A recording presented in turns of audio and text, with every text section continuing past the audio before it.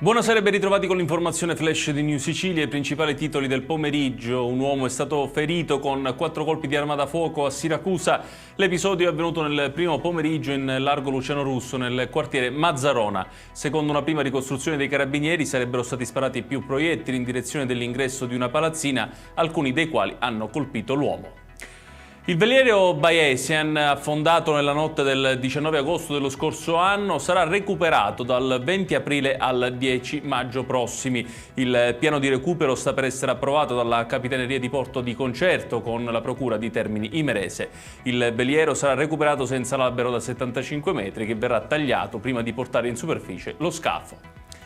Aggredita nel mercato di Ballarò una troupe di Striscia la Notizia, l'inviata Stefania Petix e i suoi operatori sono stati colpiti da un gruppo di persone mentre stavano realizzando un'intervista con l'assessore alle attività produttive della città Giuliano Forzinetti. Sono dovuti intervenire commercianti, carabinieri e agenti della municipale per riportare la calma.